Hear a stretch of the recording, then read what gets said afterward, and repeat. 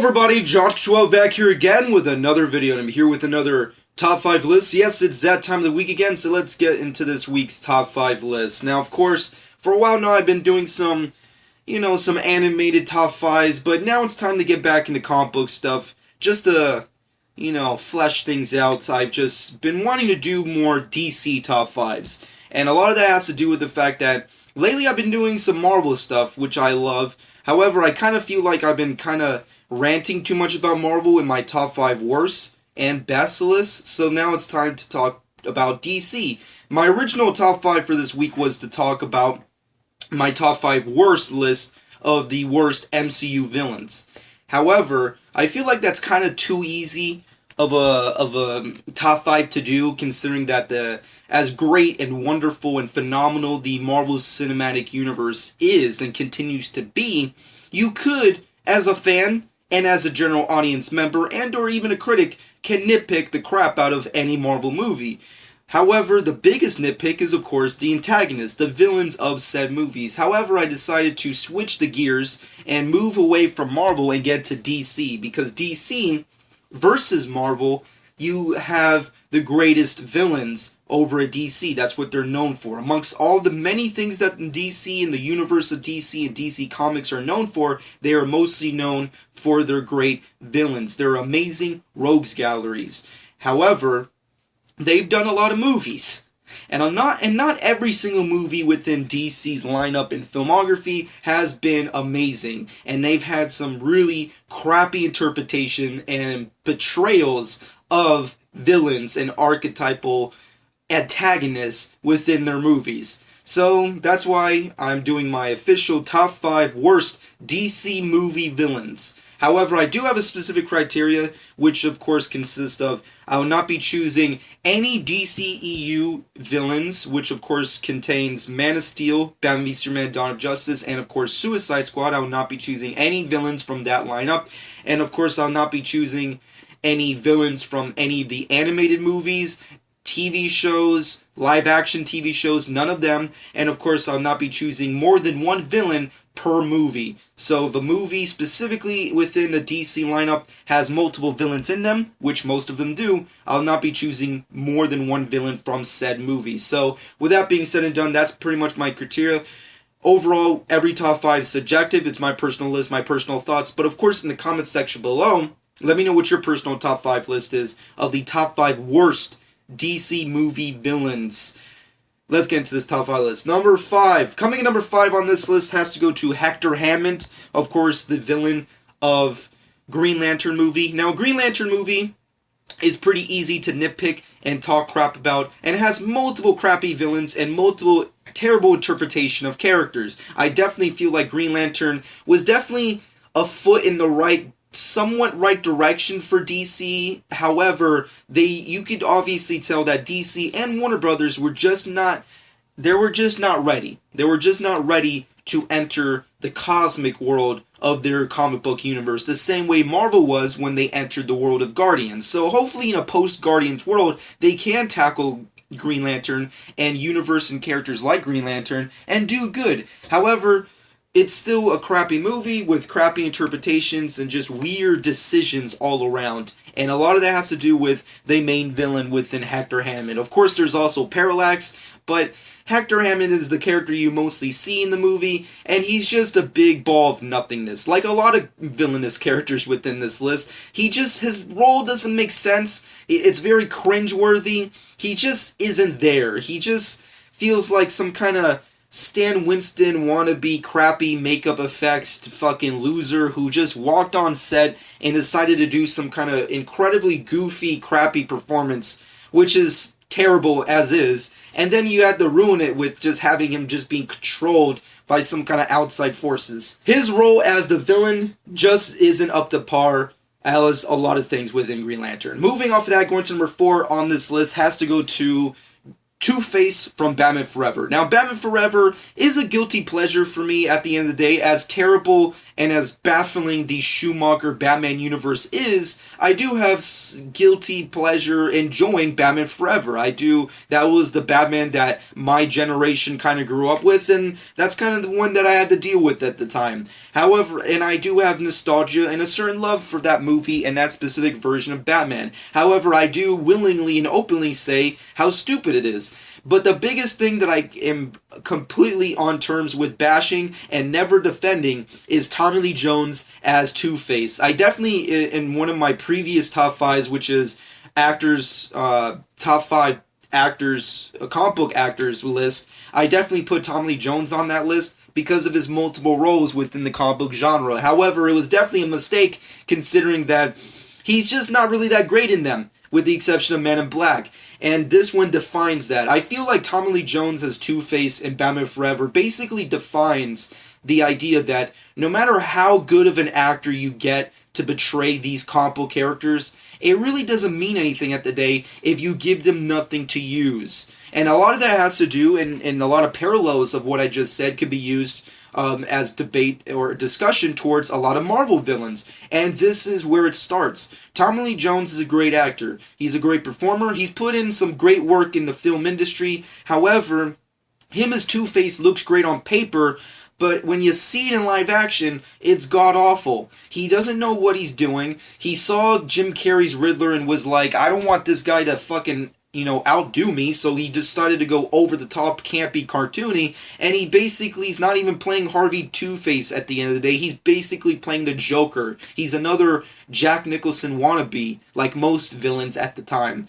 And Tommy Lee Jones' Two-Face just does not work for me. I feel like it's god-awful, terrible, and it's the biggest thing about Batman Forever that I just do not like, which is probably saying a lot considering the whole movie is kind of baffling when you look back at it in retrospect.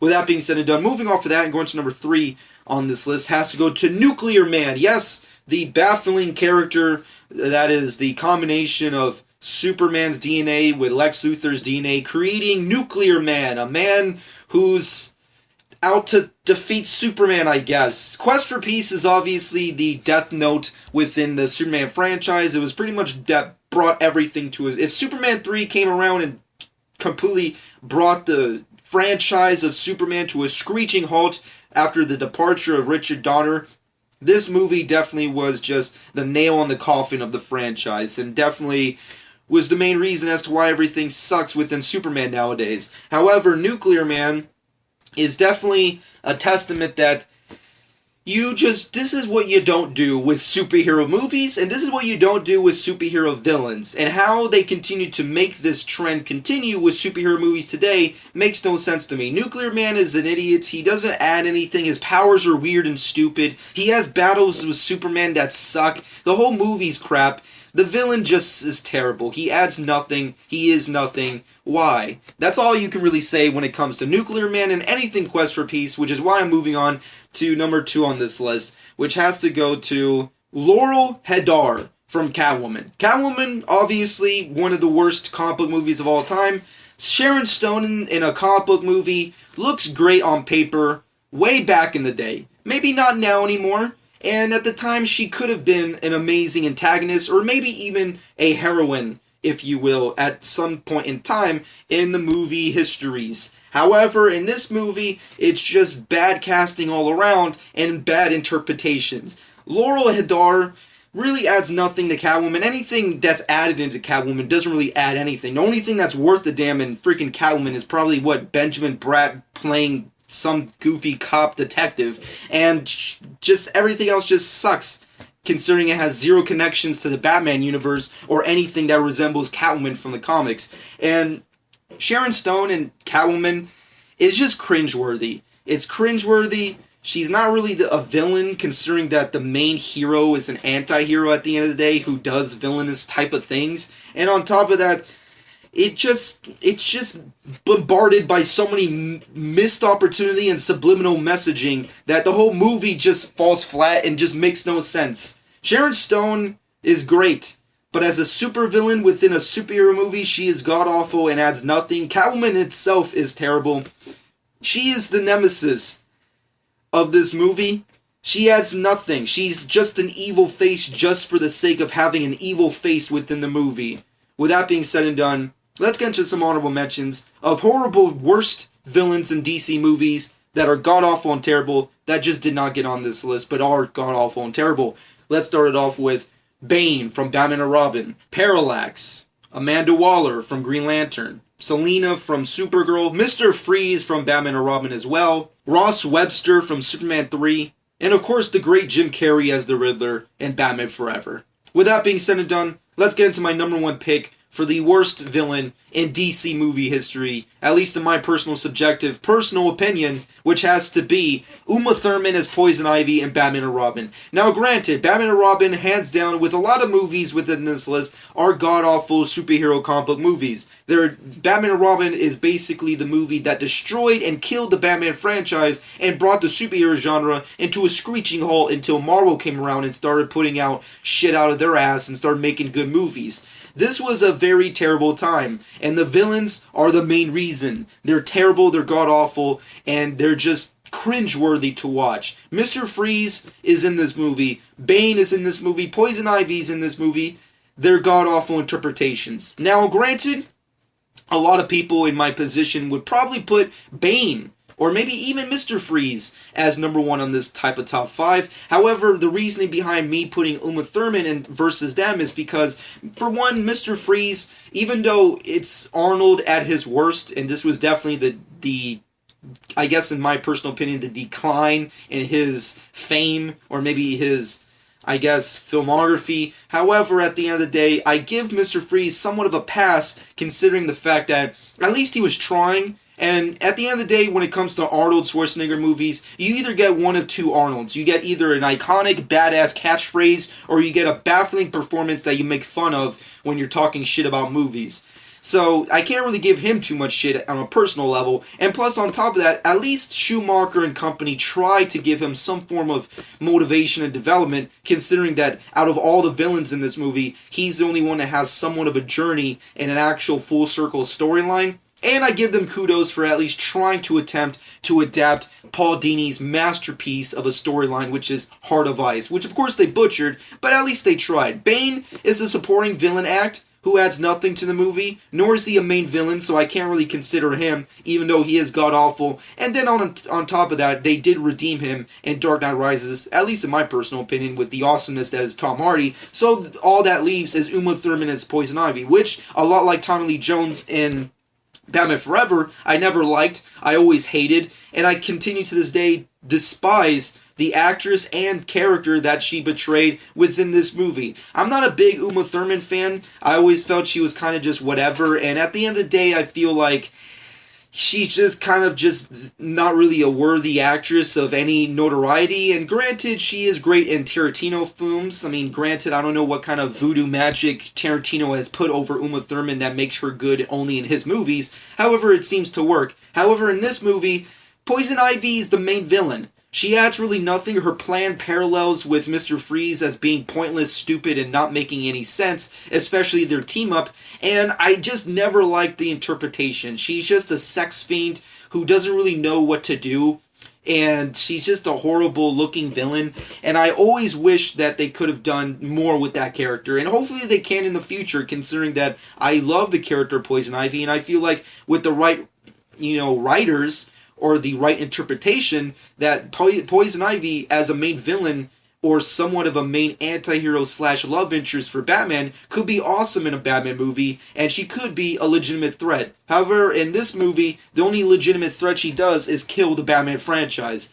Uma Thurman as Poison Ivy has yet to redeem anything, and she's god-awful in that movie, which is saying a lot, seeing as how a lot of things in Batman and Robin are god-awful. With that being said and done, that's pretty much been my top 5 list of the worst DC movie villains. I hope you guys enjoyed. If not, let me know what your personal thoughts are in the comment section below. And of course, in the comment section below, let me know what your personal list is of the top 5 worst DC movie villains. Hopefully once the DCEU starts pumping out more movies, which unfortunately or fortunately, on your personal opinion, will happen regardless. And of course, I'll do a top 5 list in the future regarding the DCEU villains and or superheroes, and we'll talk about that. However, with that being said and done, shameless plug time. just real quick, upcoming videos. Dragon Ball Super episode did not air. Obviously, they have taken a break. However, we got a new release for the Dragon Ball Super manga chapter 16, if I'm not mistaken, which I'll inevitably do a review for, which I hope you guys check out possibly later this week, or maybe even next week, who knows, but stay tuned to my channel. And of course, stay tuned to my channel for a lot more top 5s and reviews that I have planned for the following fall season. With that being said and done, follow me on Twitter and Instagram at Jock12. Subscribe to my channel if you've not done so already, and I hope you guys enjoyed, and this has been Jock12.